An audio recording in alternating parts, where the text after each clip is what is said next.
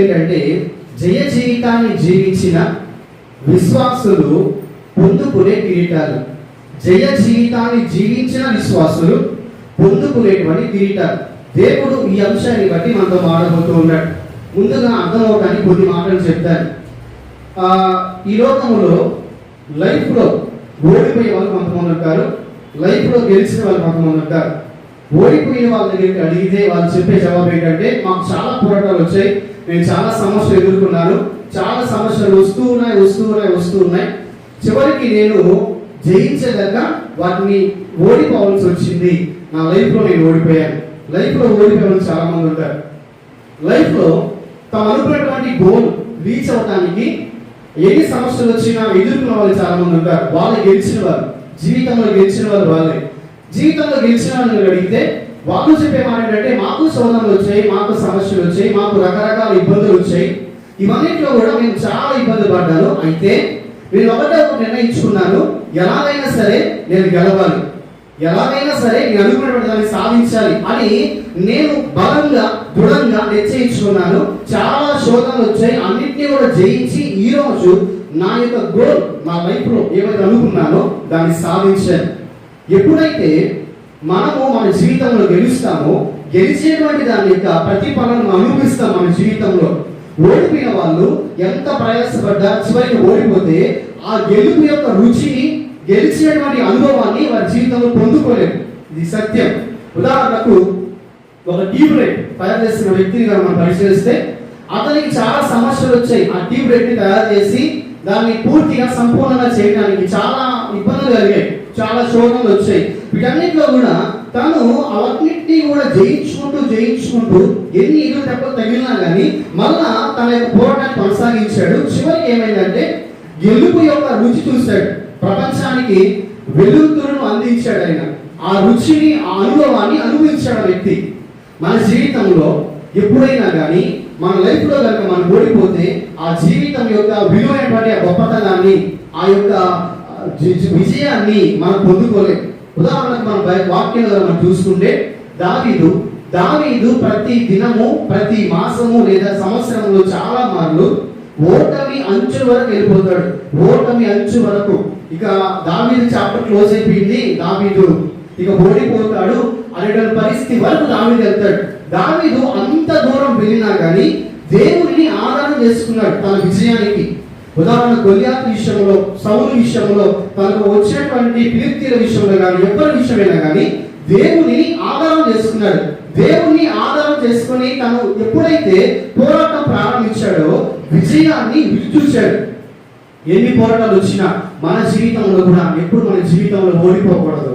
మన జీవితంలో మనం ఎన్ని శోధనలు వచ్చినా, ఎలాంటి పరిస్థితులు వచ్చినా, మన జీవితాన్ని కలిగినప్పుడు, గెలిచినప్పుడు మాత్రమే ఆ గెలుపు యొక్క రుచి మనం చూస్తాం, ఆ గెలుపునటువంటి ఆనందం మనం పొందుకుంటాం. ఈ రోజు ఆత్మలో చెబుతున్న అంశం ఏంటంటే, జయ జీవితాన్ని జీవించిన విశ్వాసులు పొందేటువంటి కిరీటాలు. ఎవరైతే జయ జీవితాన్ని జీవిస్తారో వాళ్ళు మాత్రమే కొన్ని కిరీటాలు పొందుకుంటారు. కిరీటం అనేది విజయానికి సూచన. ఇప్పుడు మనం చెప్పిన అంశాలు బట్టి 2 మాటలు చెప్తారు. దేవుడు మన కిరీటాన్ని ఇస్తానని చెప్తాడు. చాలా వాక్యాలు ఉంటాయి మాట మనకు, జయించిన వారికి చివరి కిరీటాన్ని నేను ఇస్తానంటాడు దేవుడు. ఎప్పుడైతే మనము జయిస్తామో దేవుడు ఇచ్చేటువంటి బహుమానం, ఈ బహుమానము ఎక్కడ దొరుకుతుంది అని అంటే పరలోక రాజ్యంలో. పరలోక రాజ్యంలో ఈ భూలోకంలో నువ్వు జీవించిన జీవితాన్ని బట్టి మార్కులు పడతాయి. ఈ భూలోకంలో నువ్వు జీవించిన జీవితాన్ని బట్టి, నువ్వు గెలిచిన విధానాన్ని బట్టి నీకు కిరీటం లాగా దేవుడు నిన్ను మహిమపరుస్తాడు. ఇవన్నీ కూడా మన పరలోకంలో దొరుకుతాయి. కాబట్టి ఈరోజు ఆత్మదేవుడు మనకు చెప్పబోతున్నటువంటి ఆ కిరీటాలు ఏంటి అని మనం పరిశీలన చేద్దాం. దాదాపుగా దేవుడు ఒక 4 కిరీటాల గురించి మనతో మాట్లాడబోతున్నాడు. ఈ 4 కిరీటాలు చాలా ముఖ్యమైనవి.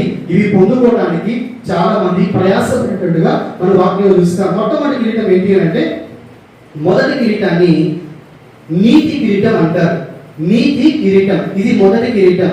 చూద్దాం ఈ కిరీటం గురించి ఒక మాట చూద్దాం. 2వ తిమోతికి రాసినటువంటి ఇదే పత్రికలో నుంచి 4వ అధ్యాయము 8వ వచనాన్ని 7-8 వచనాలను మనం చూద్దాం. అమ్మ 2వ తిమోతి రాసిన పత్రిక 4వ అధ్యాయము 7-8 వచనాలు. మంచి పోరాటం పోరాడితిని, నా పరుగు కడముట్టించి తిని, విశ్వాసము కాపాడుకొంటిని. ఇక మీదట నా కొరకు నీతి కిరీటం ఉంచబడి ఉన్నది. ఇది మొదటి విషయం. మొదటి కిరీటముగా మనం ఏం చెప్పుకుంటున్నామంటే నీతి అనేటువంటి కిరీటం గురించి మనం చెప్పుకుంటూ ఉన్నాం. ఈ నీతి కిరీటం ఏంటి? ఈ నీతి కిరీటాన్ని ఎవరు మాత్రం పొందుకుంటారు? ఎవరికి ఈ నీతి కిరీటం సొంతం అవుతుంది? అందరూ నీతి కిరీటం పొందుకుంటారా అని ప్రశ్నిస్తే నీతి కిరీటం అందరూ పొందరు. నీతి కిరీటం పొందాలంటే జడ్జి అయిన వాడు నియమం ప్రకారంగా పోరాడాలి. ఈ వాక్యం మనం చూసాం. ఎవరైతే నీతి కిరీటాన్ని పొందుకోవాలి అనుకుంటారో వాళ్ళు దాన్ని పొందుకునే జీవితాన్ని జీవించినప్పుడే దాన్ని పొందుకుంటారు. ఇప్పుడు పౌలు ఎలా జీవించాడు అని ఏం చెబుతున్నాడు అన్న మాటల్లో ఉన్నటువంటి ఆ 7వ వచనాన్ని కొద్దిగా వివరించుకుందాం. ఆయన అంటున్నాడు, మంచి పోరాటము పోరాడి తిని, నా పరుగు కడముట్టించి తిని, విశ్వాసము కాపాడుకుంటుని. ఈ 3 మాటల్లో చాలా లోతైనటువంటి అర్థాలు ఉన్నాయి. మంచి పోరాటం పోరాడి తిని. పౌలు ఏం మాట్లాడుతున్నాడంటే తన జీవితాన్ని గురించి చెబుతున్నాడు. తన జీవితాన్ని గురించి ఈ యొక్క పత్రిక రాసిన తర్వాత పౌలు చనిపోతాడు, అంటే చెప్పబడతాడు. చివరికి ఆయన చివరి దశకు వచ్చాడు. చాలా చివరి దశకు వచ్చాడు. చివరి దశలో ఆయన చెప్పినటువంటి ఒక గొప్ప మాటని తన లైఫ్ లో తను ఏమైతే సాధించాడో దాని గురించి చెప్తున్నాడు. ఆయన ఏమంటున్నాడంటే మంచి పోరాటము పోరాడి తిని అంటున్నాడు. మంచి పోరాటాన్ని ఏమని ఆయన సూచిస్తూ దేన్ని తలస్తూ పోరాటం అని చెప్పారు అంటే పౌలు యొక్క జీవితాన్ని గురించి ఆయన చెబుతున్నాడు. నా జీవితంలో నేను మంచిగా జీవించాను, మంచి పోరాటాన్ని మాత్రమే పోరాడాను నా జీవితంలో. ఎప్పుడైతే పౌలు రక్షింపబడ్డాడో, యవన వయస్సు ఉన్నత వరకు దాదాపు కొంతకాలం వరకు కూడా రక్షణ అనుభవం లేనటువంటి పౌలు ఎప్పుడైతే రక్షింపబడ్డాడో, రక్షింపబడ్డ తర్వాత నుంచి తన దినదినము క్షణము దేవుడు లెక్కేస్తాడు. రక్షింపబడిన తర్వాత మీ జీవితాన్ని దేవుడు అలా లెక్కేస్తున్నప్పుడు పౌలు అంటున్నాడు, నేను ఎప్పుడు రక్షింపబడ్డానో అప్పటి నుంచి నా జీవితం ప్రారంభించబడింది, నా పోరాటం ప్రారంభించబడింది.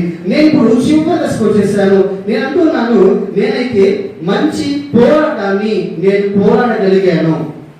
దీని గురించి ఇంకా లోతుగా మనకు అర్థం అవ్వాలంటే ఉదాహరణగా దాని ముందు మాటలు చూసి అప్పుడు మనం వెనకొద్దాం. దాని ముందే ఉందంటే నా పరుగు కడ ముట్టించి అంటున్నాడు పౌలు పరుగు కడ ముట్టించాను. పౌలు కడ ముట్టించాను అంటున్నాడు, పరుగు అంటున్నాడు. దేని గురించి చెబుతున్నాడు అంటే తన జీవితం యొక్క చివరి దశ గురించి చెబుతున్నాడు. ఆయన అంటున్నాడు, నేను ఇంతవరకు పరిగెత్తాను, నా పరుగు ఇక్కడితో కడ ముట్టించేశాను. ఇక ఎప్పుడు ప్రభు పిలుపు ఉంటుందో త్వరలో నేను వెళ్ళిపోతాను.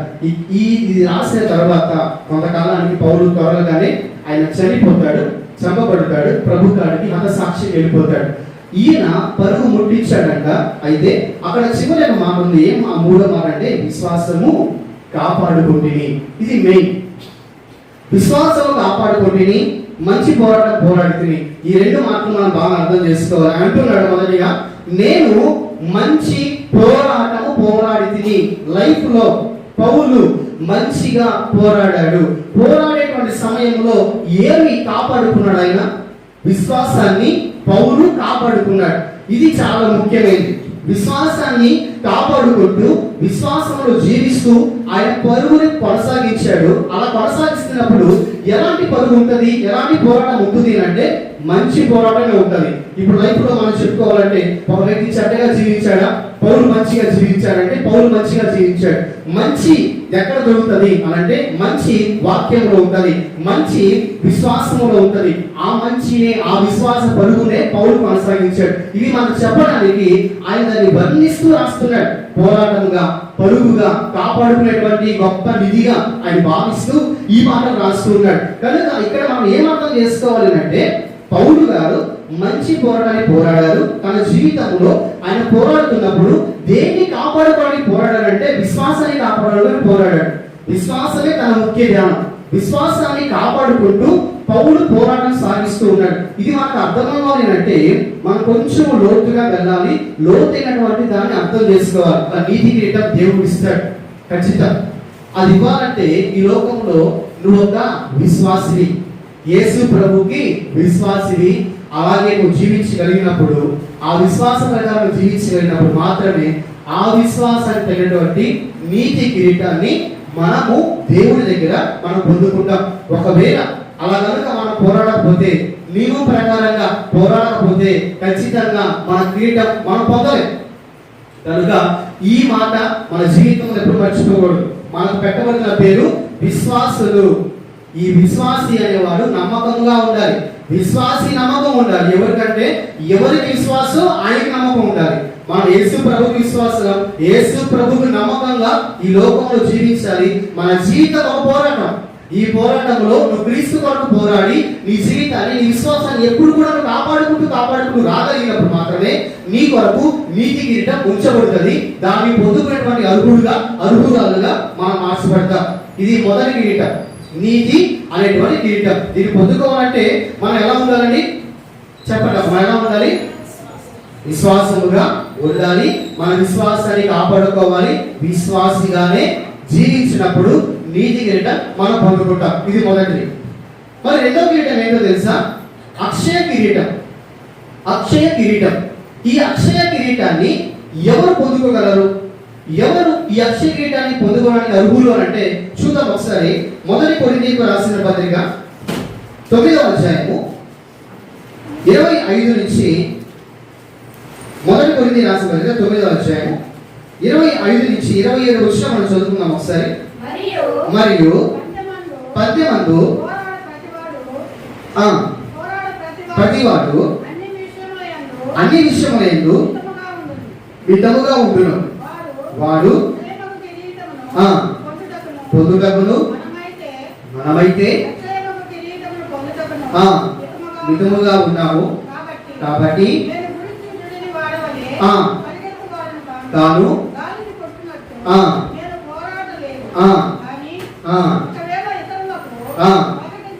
తరువాత ఆ శరీరమును అలగొట్టి చాలండి. ఇక్కడ రెండవ కిరీటాన్ని గురించి పౌలు గారు రాస్తున్నారు. రెండవ కిరీటాన్ని గురించి ఆయన రాస్తున్నాడు అంటే అక్షయ కిరీటం. అక్షయ కిరీటం. ఈ అక్షయ కిరీటాన్ని గురించి ఉదాహరణ ఆయన చెప్పిన మాట ఏంటంటే, పరుగు పందెమందు పోరాడు ప్రతివాడు అన్ని విషయంలో మితముగా ఉంటాడు. వారు అక్షయమగు కిరీటము పొందుటకును మనమైతే మరి అక్షయమగు కిరీటము పొందుటకు మితముగా ఉన్నాం.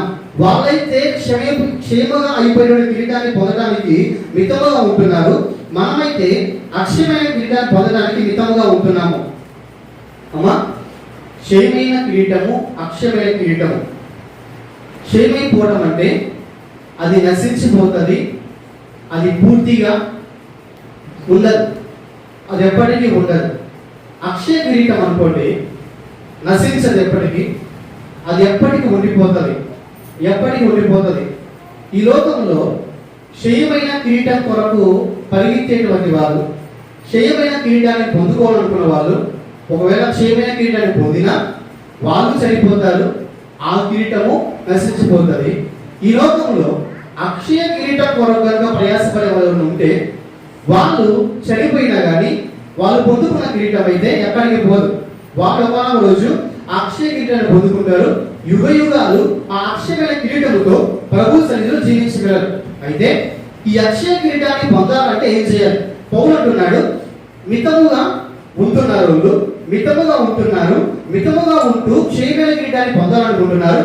మనము కూడా అక్షయమైన కిరీటాన్ని పొందాలంటే మితముగా ఉండాలి, మితముగా ఉండాలని పౌలు అంటున్నాడు అని ఆయన చివరిగా ఒక మాట చెప్తాడు 26వ వచనంలో. అమ్మ నేను చదువుతా వినండి. మనమైతే అక్షయము కిరీటమును పొందుటకును మితముగా ఉన్నాము, కాబట్టి నేను. ఈయన ఈ మాట మనం అర్థం చేసుకోవాలండి. పౌలు అంటున్నాడు, అక్షయమైనటువంటి కిరీటాన్ని కొరకు మనం పోరాడుతున్నాము, కాబట్టి నేను. పౌలు ఎలాంటి కిరీటం పొందాలని ఆయన పోరాడుతున్నాడు, ఎలాంటి కిరీటం కొరకు ఆయన ప్రయత్నిస్తున్నాడు, దాని గురించి రాస్తున్నాడు. కాబట్టి నేను గురి గాలి కొట్టినట్టు నేను పోరాట లేదు, కానీ ఒకవేళ ఇతరులకు ప్రకటించిన తర్వాత నేనే భ్రష్టుడనై పోతునేమో అని నా శరీరమును నలుగొట్టి దానిని లోపరచు కొనుచున్నాను. ఇది ముఖ్యమైనది. అక్షయ కిరీటం పొందాలంటే ఇక్కడ పౌలు ఒక నియమం చెప్తున్నాడు. ఏంటి ఆ నియమం అనంటే, మనము మన శరీరాన్ని నలగొట్టుకొని దానిని లోపరుచుకున్నప్పుడు అప్పుడు మాత్రమే అక్షయ కిరీటాన్ని మనము పొందగలం. ఒకవేళ మన శరీరాన్ని నలగొట్టుకోకుండా మన శరీరాన్ని లోపరుచుకోకపోతే అక్షయ కిరీటం మనం పొందలేము. దీని గురించి రాయడానికి ఆయన దాన్ని ఒక పరుగు పందెంగా మనకు వర్ణిస్తూ, క్షయమైన కిరీటం పొందేవారు కొంతమంది ఉన్నారు, వాళ్ళే చాలా విషయాల్లో మితంగా ఉంటారు. చాలా విషయాల్లో పరుగు పందెంలో పరిగెత్తేటువంటి వ్యక్తి చాలా మితముగా ఆయన ఎంతవరకు ఉండాలో, ఎంతవరకు ఆహారం తీసుకోవాలో, ఎలా ఉండాలో చాలా మితంగా, అన్నింటిలో చాలా మితంగా ఉంటాడు కదా. మనమైతే అక్షయ కిరీటాన్ని పొందుకోబోతున్నాం, మనం కూడా మితంగా ఉండాలి. ఎందులో మితంగా ఉండాలి అంటే, మనము మన శరీరాన్ని నలగొట్టుకొని దాన్ని ఎప్పుడైతే మనం లోపరుచుకుంటామో అలాంటి వాళ్ళు మాత్రమే అక్షయమైనటువంటి కిరీటాన్ని వాళ్ళు పొందగలరు అని పౌలు గారు చెబుతూ ఉన్నారు. ఇప్పుడు మనము ఈ నలగొట్టుకోవడం గురించి, ఈ లోపరుచుకోవడం గురించి కొద్దిగా మనం ధ్యానిద్దాం. నలగొట్టుకోవటము, లోపరుచుకోవటం. ఎవరైనా యేసు ప్రభువులో ఎదగాలని, బాప్తిసం పొందుకున్న తర్వాత యేసు ప్రభువులో జీవించాలని ఎవరికైనా కనుక ఆశ ఉంటే మొదటిగా మనం చేయాల్సినటువంటి పని ఏంటో తెలుసా? మన శరీరాన్ని నలగొట్టుకోవాలి. మన శరీరాన్ని నలగొట్టుకొని దాన్ని మన అదుపులో మనం తెచ్చుకోవాలి. బాప్తిసం పొందుకున్నంత వరకు మన శరీరము మన అదుపులో ఉండదు. మన శరీరం మన అదుపులో ఉండదు, మనం దాని అదుపులో ఉంటాం. మన శరీరం ఎలా చెబితే అలా మనం చేస్తాం. ఇప్పుడు ఏమవ్వాలంటే, మనము మన శరీరాన్ని నలగొట్టుకోవాలి, నలగొట్టుకొని దాన్ని లోపరుచుకోవాలి. అది మన స్వాధీనంలో ఉండాలి. నా శరీరం నా స్వాధీనంలో ఉండాలి, నా కన్ను నా స్వాధీనంలో ఉండాలి, నా చేతులు నా స్వాధీనంలో ఉండాలి, నేనే నా స్వాధీనంలో ఉండాలి. ఒకవేళ నా శరీరం కనుక నా స్వాధీనంలో కనుక లేకపోతే నేను దాని మాట వింటాను. నేను దాన్ని మాట్లాడాను అనుకోండి, నేను ఖచ్చితంగా యేసు ప్రభు కొరకు నేను జీవించలేను. ఇది ఖచ్చితంగా చెప్పగలిగే సత్యం. పౌలు అంటున్నాడు, నేను ఎంతో మందికి వాక్యాన్ని బోధిస్తున్నా, ఎంతో మందికి క్రీస్తుని ప్రకటిస్తున్నా, ఒకవేళ బోధించినటువంటి నేను నా శరీరం కనుక నా అదుపులో ఉండకపోతే, దాన్ని లోపరుచుకోకపోతే ఖచ్చితంగా నేను భ్రష్టునైపోతానేమో అని నేను నా శరీరాన్ని ప్రతినిత్యము కూడా నలగొట్టుకుంటున్నా.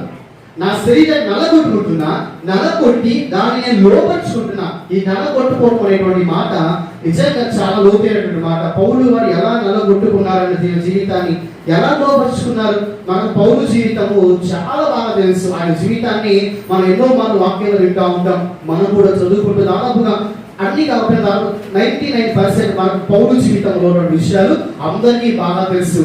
తన జీవితాన్ని తను నలగొట్టుకున్నాడు, ప్రభు కొరకు తను లోపరుచుకున్నాడు. మనం కూడా మన జీవితాన్ని నలగొట్టుకోవాలి. నలగొట్టుకోకపోతే మన శరీరం ఎప్పటికీ మనకు లోపడకపోతే మనం దాని ఇష్టల ప్రకారం మనం జీవిస్తాం. శరీరాశ, నేత్రాశ, జీవపుటంగం మనల్ని ఏరుతాయి.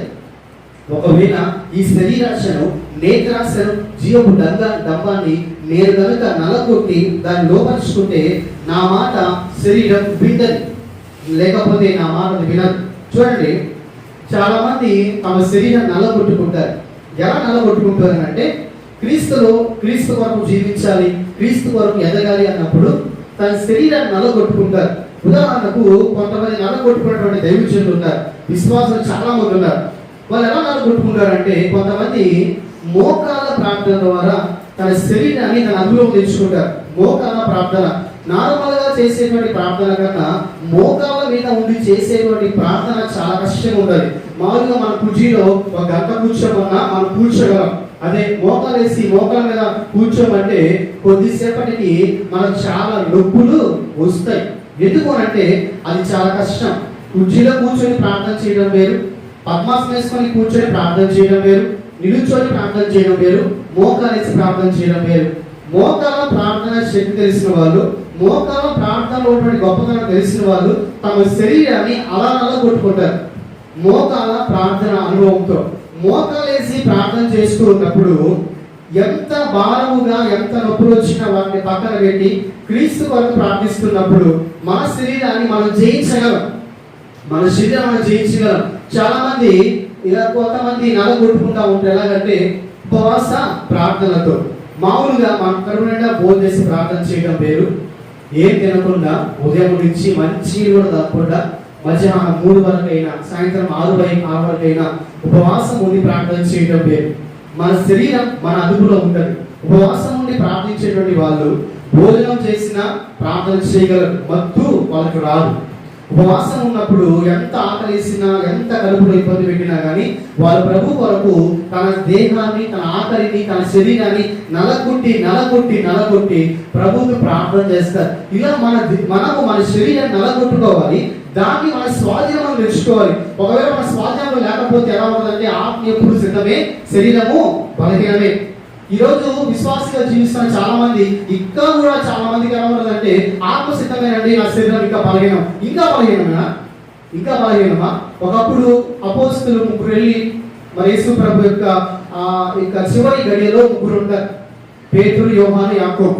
ఇలా 3 గురించి కూడా ప్రభు చెప్పిన మాట, ఆత్మ సిద్ధంగా ఉంది కానీ మీ శరీరము చాలా బలహీనంగా ఉంది, కాబట్టి నీకేం వస్తా ఉంది, నిద్ర వస్తా ఉంది. శరీరాన్ని నలగొట్టుకున్న వాళ్ళు ఆ నిద్ర కూడా పక్కన పెడతారు.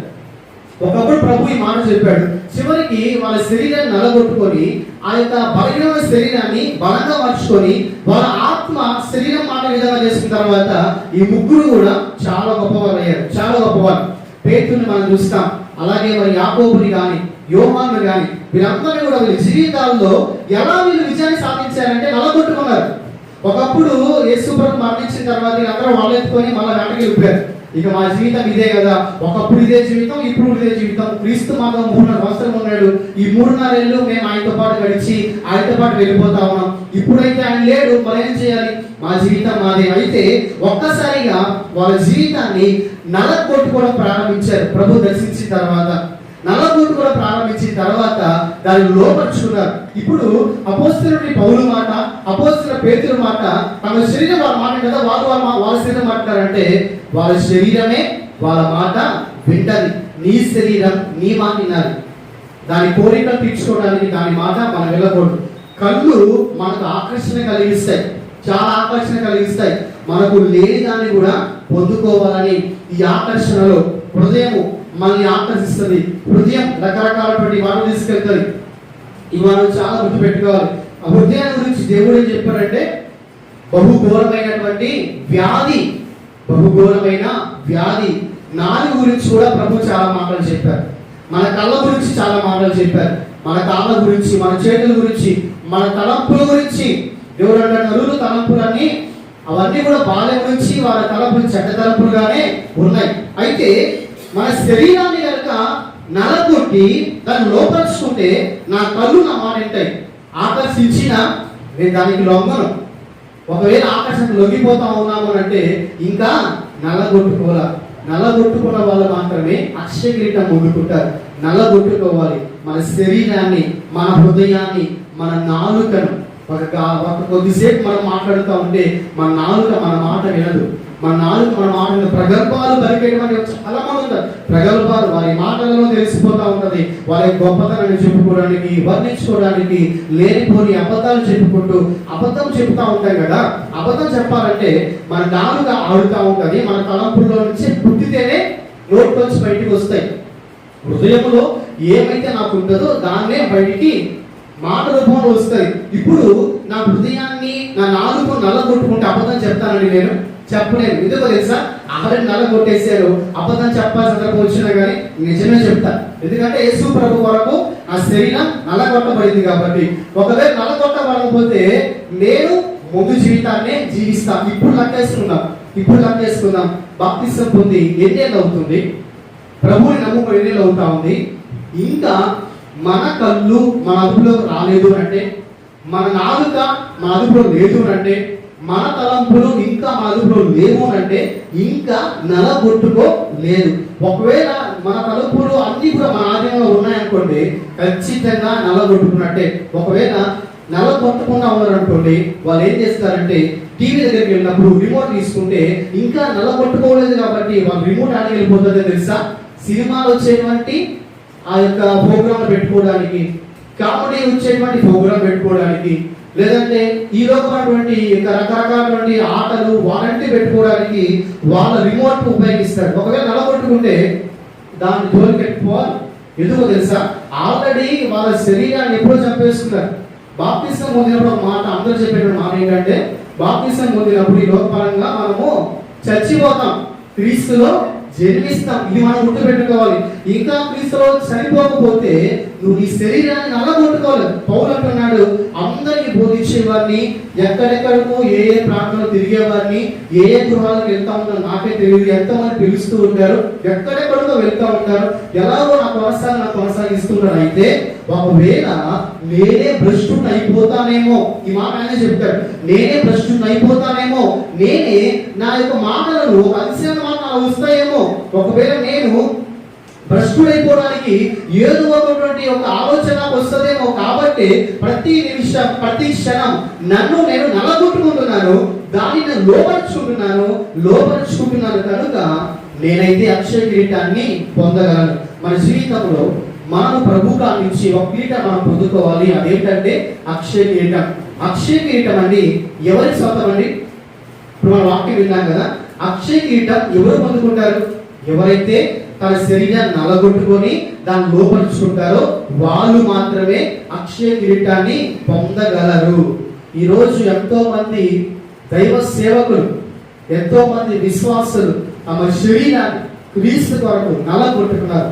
సిలువలో క్రీస్తు ఎలా నలగొట్టుకున్నాడు, వాళ్ళు కూడా తమ శరీరాలను నలగొట్టుకొని వాటిని లోపరుచుకున్నారు. యేసు ప్రభువు మాట చెప్తారు, నువ్వు కుంటివాడికైనా పరలోకానికి వెళ్ళిపోవడము గొప్ప భాగ్యము, 2 చేతులు నరకానికి వెళ్ళడం కన్నా. నీ కన్నా పెట్టపరిచిందా, దాన్ని తీసి పడవేయి అంటే దాన్ని నల్లగొట్టు. నీ చేతి నేను అభ్యంతపరిచిందా, దాన్ని నల్లగొట్టు. నీ కాదు అభ్యంతపరుస్తున్నాయా, నల్లగొట్టు. నీ హృదయం అభ్యంతపరుస్తుందా, నల్లగొట్టు. ఇవి అన్ని కలిగి నరకంలో ఉన్నా కన్నా ఇవి లేకుండా కుంటివాడుగానో గుడ్డివాడుగానో మరి నువ్వు పరలోకంలో గొప్ప ధన్యత కదా. యేసు ప్రభు చెప్పినటువంటి మాట, మన శరీరం మన అదుపులో అది ఉండాలి, మన సెల్ ఫోన్ మన అదుపులో ఉండాలి. సెల్ ఫోన్ అదుపులోకి మనం వెళ్ళిపోకూడదు. ఈరోజు చాలా మంది సెల్ ఫోన్ అదుపులోకి వెళ్ళిపోతా ఉంటారు. దాని ఒకసారి పట్టుకున్నారంటే ఇంకా విడిచిపెట్టేటువంటి అవకాశం ఉండదు. దాన్ని అలా నొక్కుతూ అది మనకు ఎన్నో రకరకాల అందాలు చూపిస్తుంది, ఎన్నో ఆకర్షణీయంగా మనం చూపిస్తూ ఉంటుంది. దానికి లోపరిచిపోయేసి దానికి మన బానిసవులు, అది మన మాట వినాలి. సెల్ ఫోన్ మన మాట వినాలి, మన శరీరం మన మాట వినాలి. నా కన్ను, నా నాలుక, నా హృదయం, నా కాలు చేతులు నాకు లోబడి జీవించాలి. దేవుడు అలాగే ఇచ్చాడు, దానికి లోపలి మరి కాదు. సాతానుడు వాటికి మనం లోపడే విధంగా మనం ప్రయత్నిస్తూ ఉంటాడు. అయితే మనం నల్లగొట్టుకుంటూ ఉంటే, ప్రతి నిమిషం నల్లగొట్టుకుంటే, మళ్ళీ మనం నల్లగొట్టుకున్నప్పుడు అది మనకు లోపడుతుంది. అప్పుడు మాత్రమే అక్షయ కిరీటాన్ని మనం పొందగలం. ఈ 2 కిరీటాలు మనం చెప్పుకున్నాం. మొదటిది నీతి కిరీటం. ఇది పొందాలంటే విశ్వాసిగా జీవించాలి. అక్షయ కిరీటం పొందాలంటే ఈ శరీరాన్ని నల్లగొట్టి లోపరుచుకున్నప్పుడు మాత్రమే దాని మీద జయాన్ని నువ్వు పొందగలవు. అప్పుడు మాత్రమే అక్షయ కిరీటం నీ కొరకు ఉంటుంది. ఇది 2 కిరీటాలు. మరి 3వ కిరీటం ఏంటో తెలుసా? మహిమ కిరీటం. పేరులో మహిమ ఉంది. చూద్దాం ఒకసారి మహిమ కిరీటం గురించి కొన్ని మాటలు చూద్దాం. మొదటి పేతురు రాసిన పత్రిక 5వ అధ్యాయము, మొదటి పేతురు రాసిన పత్రిక 5వ అధ్యాయము 2 నుంచి 4 వచ్చిన మనం చూద్దాం ఒకసారి. బలిమి చేత కాక దేవుని చిత్త ప్రకారము ఇష్టపూర్వకముగాను దుర్లాభేక్షతో కాక సిద్ధ మనసుతోను మీ మధ్యనున్న దేవుని మందను పై విచారణ చేయించు దాని కాయుడి. మీకు అప్పగింపబడిన వారి పైన ప్రభువులైన ఉండగా మందరికి మాదిరిగా ఉండి ప్రధాన కాపరి ప్రత్యక్షమైనప్పుడు మీరు వాడబారని మహిమ కిరీటము పొందుదురు. మహిమ కిరీటం. ఈ కిరీటంలోనే మహిమ ఉంది. మహిమ ఇది దేవుని యొక్క మహిమ కిరీటం. ఈ మహిమ కిరీటము ఎవరు పొందుకుంటారని పేతురు చక్కగా చెప్పాడండి. ఎవరు పొందుకుంటారంటే మనం చదువుకున్నాం, బలిమి చేత కాక దేవుని చిత్త ప్రకారముగా ఇష్టపూర్వకముగా దుర్లాభేక్షతో కాక సిద్ధ మనసుతో మీ మధ్యలో ఉన్న దేవుని మందను పై విచారణ చేయించు దాన్ని కాయండి. మీకు అప్పగింపబడిన దానిపై ప్రభువులుగా ఉండగా మందకు మాదిరిగా జీవించండి. ప్రధాన కాపరి వచ్చినప్పుడు మహిమ కిరీటం మీకు ఇస్తాడు. ఇవి ఎవరి గురించి చెబుతున్న మాటలు అంటే మనం చక్కగా అర్థం చేసుకోవచ్చు.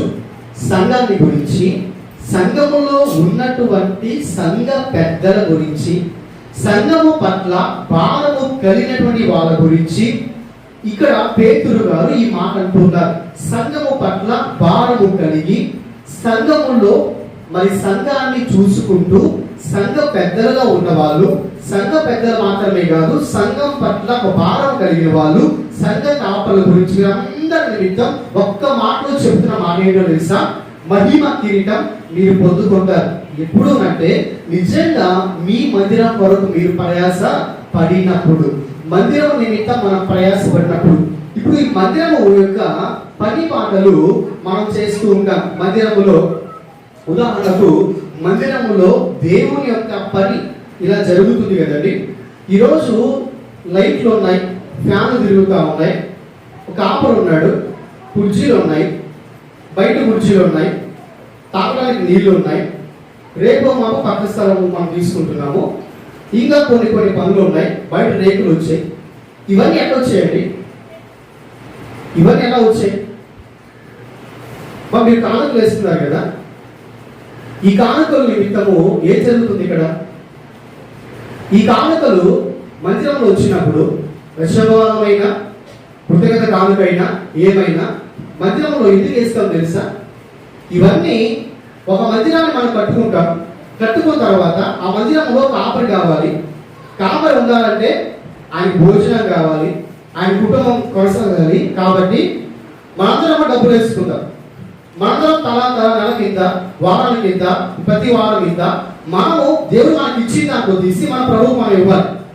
మన దేవుని మందిరంలో ఆహారం ఉండినప్పుడు, ఈ మాట మనం అలాగే చూస్తాం, దేవుని మందిరంలో ఆహారం ఉండినప్పుడు, సమృద్ధిగా ఉండినప్పుడు ఆకాశానికి విప్పి పట్టజాలం ఇస్తాను, దీవెనలో ప్రభు మనకి ఇస్తానని చెప్పాడు. ఈ రోజు కరెంట్ బిల్ మనం కడుతున్నామంటే మనం వేసేటువంటి కానుకలే. మనందరం సహకరిస్తున్నాం దేనికి? ప్రభు పని కొనసాగడానికి. ఈ రోజు పబ్లిక్ మీటింగ్ మనం పెట్టుకున్నాం 26వ తారీఖున. దానికి డబ్బులు ఎక్కడి నుంచి వచ్చాయి?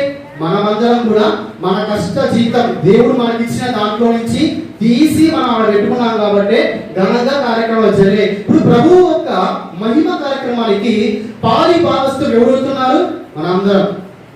ఇక్కడ నిలిచినటువంటి ప్రతి ఒక్కరం, కూర్చున్న ప్రతి ఒక్కరం కూడా పాలి భాగస్తులుగా మనం అవుతా ఉన్నాం. ఇప్పుడు ప్రభు పనిలో మనందరం కూడా పాలి భాగస్తులం. ప్రభు కార్యాన్ని సఫలం చేయడానికి మనందరం మన వంతు మన ప్రయత్నం చేస్తున్నాం. ఇప్పుడు మనం ఎవరి నిమిత్తం ప్రయత్నం చేస్తున్నాము? ప్రభు నిమిత్తం. అలాంటప్పుడు ప్రభు మనకి ఏమి ఇస్తాడు?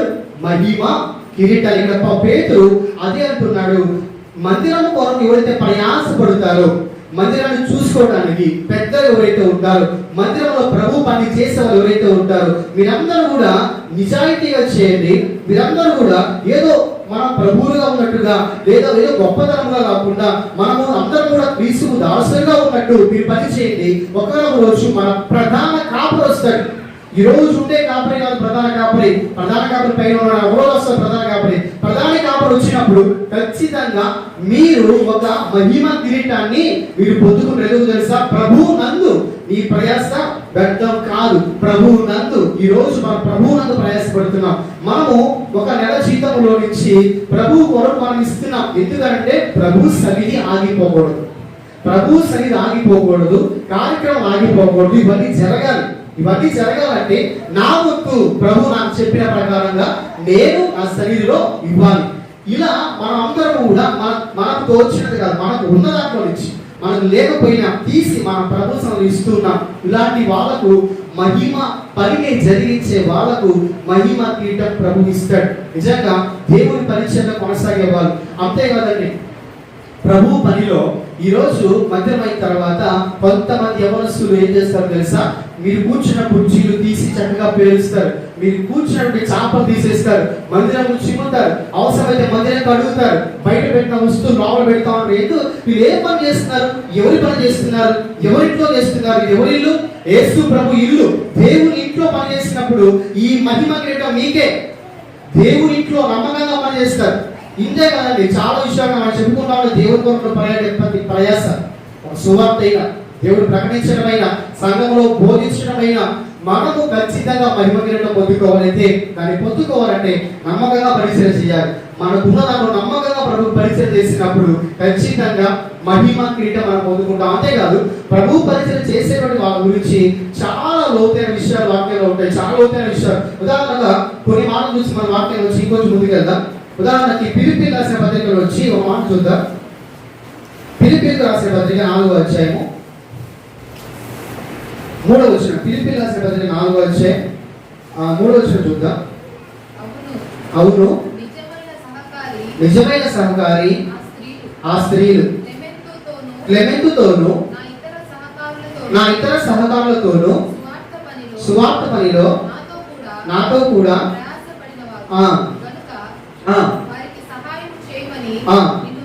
నేను వేడుకొనిచున్నాను.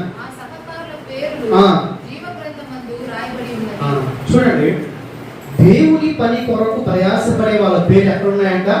జీవ గ్రంథం. అంతకు మించినటువంటి గొప్ప భాగ్యం ఉంటుందండి, అంతకు మించినటువంటి గొప్ప భాగ్యం. ఈరోజు మన పరిశుద్ధ గ్రంథంలో ఎంతో మంది పేర్లు రాయబడ్డాయి. వాళ్ళ బట్టి మనం ఎన్నో ఎన్నో ఉదాహరణలు మనం చెప్పుకుంటాం. ఇక్కడ పేరు రాయబడ్డాయి అంటే ఎంత గొప్ప ధైర్యంతో కదా. మంచి పోరాట వ్యక్తి, పలానా వ్యక్తి, పలానా గొప్ప వ్యక్తి, ఇలాంటి చాలా పేర్లు ఉంటాయి. అయితే మనతో మనకు గ్రంథం ఉంది. ఈ గ్రంథము మనకు ముందు జీవించిన వాళ్ళ పేర్లు రాయబడ్డాయి. ఇప్పుడు మనతో గ్రంథం పరలోకంలో ఉంది. వీళ్ళ పేర్లు ఆడ ఉంటాయి, వాళ్ళతో కూడా మన పేర్లు కూడా ఉంటాయి. ఎప్పుడు తెలుసా? ప్రభు పనిలో కొనసాగినప్పుడు. ఇక్కడ కొంతమంది గురించి చెబుతున్నారండి. వాళ్ళంట ఆ స్త్రీలు చాలా చక్కగా సహకరించారంట ప్రభు పనిలో. ప్రభు పని చేసేటువంటి వాళ్ళకి సహకరించారంట. వాళ్ళ పేర్లు జీవగ్రంథంలో ఉన్నాయని పౌలు చెప్తున్నాడు. ఇప్పుడు పౌలు చెప్పాడంటే అబద్ధమా నిజమా? సత్యం. ఎందుకంటే ఆయన దేవుని యొక్క సేవకుడు. ఆయన చెప్తున్న వాళ్ళ జీవగ్రంథంలో వాళ్ళ పేరు రాసేసాడు దేవుడు ఇప్పుడు. ఎందుకంటే వాళ్ళు ప్రయాసపడుతున్నారు. చూడండి, దేవుని పని కొరకు మనం ప్రయాసపడేటువంటి వాళ్ళ ఉంటే జీవగ్రంథంలో మన పేర్లు ఉంటాయి. అంతేకాదు ఇలా ప్రయాసపడేటువంటి వాళ్ళ గురించి కొన్ని మాటలు ఉన్నాయి. ఉదాహరణ మాట చూసుకుందాం ఒకసారి. మొదటి తిమోతి 5వ అధ్యాయము 17వ వచనంలో మాట చూద్దాం.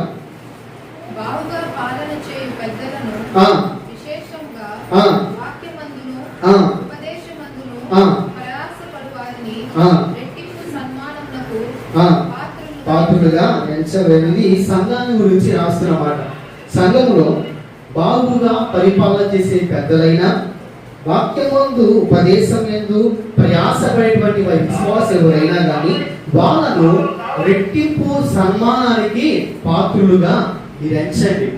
దేవుని పని కొరకు కొంతమంది ప్రయాసపడతారు. దేవుని పని కొరకు ఈరోజు దేవుని పని జరుగుతూ ఉందంటే నాదంటూ అక్కడ ఏదో ఒకటి ఉండాలి, నేనంటూ అందులో ఉండాలి, నా హస్తం అందులో ఉండాలి. ఏదో రకంగా ప్రభు కార్యానికి నేను సహాయపడాలి. ప్రభు కార్యానికి సహాయపడడం అది మన బాధ్యత, అది మన బాధ్యత. ఇప్పుడు మనం చక్కగా తెలుసుకోవాలంటే ఒక పబ్లిక్ మీటింగ్ అయినా, ఒక మందిరంలో జరిగే కార్యక్రమం అయినా, ఏదైనా జరుగుతూ ఉన్నప్పుడు అది మహిమకరంగా జరగాలంటే ఆ మహిమ కార్యక్రమంలో నీ వంతు నువ్వు పాలి భాగస్వాలుగా ఉండి దాన్ని ఇంకా ప్రభుకి మహిమకరంగా జరిగేటట్టుగా నువ్వు ప్రయాసపడితే నీ కొరకు మహిమ కిరీటం ఉంచబడుతుంది. ఇక్కడ మన అదే పేతురు రాసిన మాటలు మనం చూస్తా ఉన్నాం. ఎవరైతే సంఘ పెద్దలు ఉంటారు, ఎవరైతే మందిరం కొరకు ప్రయాసపడతారు, మీరు ఖచ్చితంగా మీరు ప్రయాసపడండి. ఒకానొక రోజు దేవుడు వచ్చినప్పుడు, ఆయన మహిమతో వచ్చినప్పుడు ఆ మహిమ కిరీటాన్ని నీకు ఇస్తాడు. నిజంగా మనం ఈరోజు మాట్లాడిన మహిమ కిరీటం పొందాలంటే ప్రభు మహిమ జరిగే కార్యక్రమంలో మన వంతు మన పాలిభాగస్తులుగా ఎప్పుడైతే ఉంటామో, ఇప్పుడైతే మనం ప్రయాసపడతాము. సంఘ పెద్దలుగా కొంతమంది ప్రయాసపడుతూ ఉంటారు. చాలా మంది సంఘ పెద్దలుగా వాళ్ళు చాలా ప్రయాసపడతారండి. మందిరాన్ని కట్టాలని ఎప్పుడు మందిరం కొనే తలపు సంఘ పెద్దలు. కొంతమంది సంఘ యవనస్తులు చూస్తే మన మందిరాన్ని ఇంకా మనం చాలా అద్భుతంగా చేసేయాలి, మనం చాలా మందిరాలు చూస్తాం, మన మందిరం అలా ఉండాలి అనే ప్రయాస, దాని కొరకు వాళ్ళు పాపులు అడుగుతారు. రేపు వాళ్ళకి ఎలాంటి ఉన్నత స్థితికి వెళ్ళినా కానీ ఆ మందిరం వరకు ఒక ఆలోచన ఉంటుంది. సంఘం ఉన్నటువంటి స్త్రీ పురుషులు వీళ్ళకి ఆలోచన ఉంటుంది, మన మందిరం బాగా చేసుకోవాలి, ఈ మందిరంలో ఇంకా ప్రార్థన జరగాలి, ఇంకా గొప్పగా వాడబడాలి, ఎంతో మంది రక్షింపబడాలి. ఈ ఆశ ఉన్నటువంటి వాళ్ళు దాని కొరకు ప్రయత్నిస్తున్నప్పుడు ఇలాంటి వాళ్ళ కొరకే మహిమ కిరీటం ఇచ్చేది. మహిమ కిరీటం ఎవరిని బట్టి వాళ్ళ ప్రభు వాళ్ళకి ఇవ్వడు. ఎవరైతే ఇలా ప్రయాసపడతారో వాళ్ళకు మహిమ కిరీటం ప్రభు ఇస్తాడు. అలా మనం పొందుకునే విశ్వాసంగా మానవుగా. అంతేకాదు చివరిగా మరొక మాట మనం చూద్దాం. ఇంకో కిరీటం ఉంది. ఏంటా కిరీటం అంటే దాన్ని జీవ కిరీటం అంటారు. జీవ కిరీటం. ఈ జీవ కిరీటము ఎవరికి సొంతం? జీవ కిరీటం ఎవరికి ఇస్తాడు ప్రభు అని అంటే చూద్దాం ఒకసారి. అందరూ కూడా తీద్దాం. యాకోబు రాసినటువంటి పత్రిక, యాకోబు రాసిన పత్రిక మొదటి అధ్యాయం 12 వచనం చూద్దాం. శోధన సహించువాడు ధన్యుడు, అతడు శోధనకు నిలిచిన వాడై జీవ కిరీటం పొందును. ఇప్పుడు చివరిగా జీవ కిరీటాన్ని మనం చూస్తున్నాం. అమ్మా, జీవ కిరీటాన్ని పొందాలంటే ఏం చెయ్యాలో స్పష్టంగా యాకోబు భక్తుడు రాశాడు. అక్కడ ఆయన ఏం రాశాడంటే, శోధన సహించువాడు ధన్యుడు, అతడు శోధనకు నిలిచిన వాడై ప్రభువు తను ప్రేమించిన వారికి వాగ్దానం చేసిన ప్రకారముగా జీవ కిరీటాన్ని వాళ్ళు పొందుకుంటారంట. అమ్మ, మన జీవితంలో మనం జీవ కిరీటాన్ని మనం పొందుకోవాలంటే ఖచ్చితంగా మనకు వచ్చేటువంటి శోధన మనం జయించాలి. శోధనకు లొంగిపోకూడదు. శోధన వచ్చినప్పుడు కృషించిపోయి నేను జయించలేను, నా వల్ల కాదని విశ్వాసాలు చాలా మంది ఉంటారు. వీళ్ళు పేరుకు మాత్రమే విశ్వాసులు. శోధన వచ్చినప్పుడు కురిగిపోతారు, శోధన వచ్చినప్పుడు లొంగిపోతారు. ఆ శోధనకు సమస్త అర్పించుకుంటారు, బలైపోతారు. ఇలాంటి వాళ్ళు ఎట్టి పరిస్థితుల్లో జీవ కిరీటానికి అర్హులు కాదు. జీవ కిరీటమును పొందాలంటే, జీవముతో కిరీటం పొందుకోవాలంటే ఖచ్చితంగా ఇక్కడ వచ్చేటువంటి శోధనను జయించాలి. శోధన జయించి దాన్ని సహించి అందులో ఆ యొక్క శక్తిని నువ్వు బలంగా ఇంకా పొందుకొని ప్రభు మీద విశ్వాసం కలిగి ఎప్పుడైతే నువ్వు పోరాటం చేస్తూ దాన్ని జయిస్తావో అలాంటి జయించే వాళ్ళ కొరకే దేవుడు జీవకిరీటం వచ్చాడు. ఇదే మాట కాదు, ఇంతే కాదు, ఇదే మాట ఇంకా బలపరచడానికి ప్రకటన గ్రంథంలో మాట చూద్దాం. ప్రకటన గ్రంథం అందరం కూడా ప్రకటన గ్రంథం 2వ అధ్యాయం 10వ వచనం చూద్దాం ఒకసారి. 2:10. ఇదిగో మీరు శోధింపబడినట్లు అపవాది మీలో కొందరిని కలుగును, మరణం వరకు నమ్మకముగా ఉండుము, నేను నీకు జీవ కిరీటము ఇస్తాను. అమ్మ, మనం యాకోబు పత్రికలో చూసిన మాట, ప్రకటనలో చూసిన మాట రెండు కూడా ఒకే ఒక దాన్ని సూచిస్తున్నారు. ఏంటంటే అపవాది శోధన తేవాలని, శోధించాలని, మిమ్మల్ని ఇబ్బంది పెట్టాలని ప్రయత్నిస్తున్నాడు. అయితే వాడు ఎన్ని ఇబ్బందులు పెట్టినా నువ్వు నమ్మకంతో ఉండు, వాటిని జయించి జీవించు. ఒకానొక రోజు నేను నీకు ఒక జీవ కిరీటాన్ని ఇస్తాను అని ప్రభువే స్వయంగా చెబుతున్నటువంటి మాట. శోధన మనకు వచ్చినప్పుడు దాన్ని బట్టి మనము లొంగిపోకూడదు. క్రైస్తవుడు ఎప్పుడు ఒక మాట గుర్తుపెట్టుకోవాలి, క్రైస్తవుడు ఎప్పుడు తన జీవితంలో ఓడిపోడు. క్రైస్తవుడు ఎప్పుడు ఓడిపోడు. యేసు ప్రభు సిలువలో ఓడిపోయాడా? జయించాడా? సిలువలో జయించాడు. ఆయన మరణం పొందడమే జయం. మరణాన్ని జయించాడు యేసు ప్రభు. సిలువలో ఓడిపోవాలి. మన దేవుడు ఎప్పుడు ఓడిపోయేవాడు కాదు, ఓడిపోయేవాడి సైతము జయించేసేటువంటి గొప్ప దేవుడు. ఎంతో మంది గిద్యోను మనం చూస్తే ప్రజలే కనిపించకుండా భయపడిపోయి ఎక్కడో ఒక చెట్టు పక్కన దాక్కుని ఆయన తన పని తాను చేసుకుంటా ఉంటే ఆ దేవుడు పిలిచినటువంటి పిలుపు చాలా గొప్ప పిలుపు. పరాక్రమం కలిగినటువంటి బలాఢ్యుడా అని పిలిచాడు. ఓడిపోయేవాడా, భయస్థుడని పిలవాల. దేవుడు మన పక్షంగా ఉంటే మనం ఎప్పుడు కూడా పరాక్రమంతులమే, బలము కలిగినటువంటి వాళ్ళమే, బలాఢ్యులమే. మనం ఎప్పుడు కూడా ఓడిపోకూడదు. అపవాది మనల్ని ఇబ్బంది పెట్టి మనల్ని, మన కుటుంబాన్ని అన్నదొక్కటమే వాడి పని. సాతానుడు మనం ఇబ్బంది పెడుతున్నప్పుడు వాడు ఎంత ఇబ్బంది మనం పెడతాడో అంతకంత మనం ఇంకా బలపడాలి. మనం అంతకంతకు బలపడినప్పుడు మాత్రమే జీవకిరీటం మనం పొందుకుంటాం. ఈ లోకంలో ఎంతో మంది విశ్వాసులుగా ఉంటూ సమస్య వచ్చినప్పుడు, శోధన వచ్చినప్పుడు దాన్ని సహించేవాడు ధన్యుడు వాక్యం చెప్తా ఉంది. సహించక దాన్ని బట్టి కృంగిపోయి ఓడిపోయిన వాళ్ళకు జీవ కిరీటం రాదండి. మనం చూసాం ఇందాక మొదటి 2 తిమోతి 2:5 ఏం చూసామంటే చెట్టివాడు నియమం ప్రకారంగా పోరాడకుంటే కిరీటం వాడికి రాదంట. మరి నియమం ఏంటో తెలుసా? శోధన జయిస్తే జీవ కిరీటం దేవుడు ఇస్తాడు. శోధన జయిస్తే జీవ కిరీటం. నువ్వు ఓడిపోతే జీవ కిరీటాన్ని నువ్వు పొందుకోలేవు. నువ్వు జయించాలి. ఎన్ని ఇబ్బందులు వచ్చినా యేసు ప్రభుని ఆధారం చేసుకో. దావీదు దేవుణ్ణి ఆధారం చేసుకున్నాడు. దేవుడే తన విజయానికి రహస్యం. తన విజయ రహస్యం యేసు ప్రభు. తన జీవితంలో ఓడిపోయేటువంటి అంచు వరకు వెలిపినా కానీ మంచు వరకు వెలిపినా మళ్ళా జయాన్ని పొందాడంటే దేవుడే ఆ విజయాన్ని ఇచ్చిన దేవుడు. కనుక మన జీవితంలో శోధన జయించినప్పుడు జీవితం పొందుకుంటాం. ఈరోజు మనం చూసామండి, దేవుడు విశ్వాసానికి ఇచ్చిన 4 కిరీటాలు. అవి ఎలా పొందుకుంటామంటే నియమం ప్రకారంగా పోరాడినప్పుడే. మరి నీతి కిరీటం మనం పొందుకోవాలంటే విశ్వాసిగా జీవించాలి. విశ్వాసం అంటే ఏదో నమ్మకానికి సంబంధించింది, ఆయన మనం నమ్మాలి అని మాత్రమే కాదు. కానీ విశ్వాసి అంటే దేవుడికి నమ్మకస్తుడు. ఒక కుక్క తన యజమానుడికి విశ్వాసిగా ఉంటుంది, అంటే నమ్మకంగా ఉంటుంది. నేను నా దేవుడికి నమ్మకంగా ఉండాలంటే నా విశ్వాసి అనే పేరు నేను సాధకం చేసుకోవాలి. నేను ప్రభువుకి ఎప్పుడైతే విశ్వాసిగా జీవిస్తానో అప్పుడే నీతి కిరీటం నేను పొందుకుంటాను. రెండోది ఏమిటో తెలుసా? మరి అక్షయ కిరీటం. దీన్ని పొందుకోవాలి అని అంటే మరి మనం ఏం చేయాలంటే మన శరీరాన్ని నలగొట్టుకొని దాన్ని లోపరుచుకున్నప్పుడు మాత్రమే అక్షయ కిరీటాన్ని మనం పొందగలం. అంతేకాదు మహిమ కిరీటం. ప్రభు పని కొరకు ప్రత్యేక ఆసక్తి కలిగి ఎవరైతే ప్రభు పనిలో వాడబడాలని, ప్రభు మందిరాన్ని నిర్మించాలని ప్రభు పనులు పాటుపడతారో అలాంటి వాళ్ళు మాత్రమే ఆయన మహిమ కిరీటాన్ని వాళ్ళు పొందగలరు. ఇది 3వది. చివరిగా 4వది ఏంటి అంటే మరి శోధన జయించిన వారు మాత్రమే జీవ కిరీటాన్ని పొందగలరు. వాక్యంలో ఉన్నటువంటి కిరీటం అంటే దేవుడు జయించిన తర్వాత మనకి ఇచ్చేది. పరుగు పందెంలో గెలిచిన వ్యక్తికి ఒక ప్రైజ్ ఇస్తారు. ఎప్పుడు ఇస్తారో తెలుసా? ఓడినప్పుడు ఇస్తారా, గెలిచినప్పుడు ఇస్తారా అంటే గెలిచినప్పుడు మాత్రమే దాన్ని పొందుకునేటువంటి అర్హుడుగా అతను ఉంటాడు. మన జీవితంలో మన విశ్వాస జీవితం జయ జీవితంగా ఉండాలి, ఓడిపోయిన జీవితంగా ఉండకూడదు. మన జీవితం జయ జీవితమే ఉండాలి. యేసు ప్రభువు నమ్ముకున్న వాళ్ళు ఎవ్వరు ఓడిపోవాలి. ఇంతవరకు చరిత్రలో యేసు ప్రభు మనం చూసుకుంటే నమ్మిన వాళ్ళు ఎవ్వరు కూడా ఓడిపోయి మా జీవితంలో మేము ఇది పొందలేము, మా వల్ల కాదు అని విడిచిపెట్టిన వాళ్ళు ఎవ్వరు లేరు. వాళ్ళు అనుకున్న దానికన్నా గొప్పగానే ప్రభు వాళ్ళకి ఇచ్చాడు.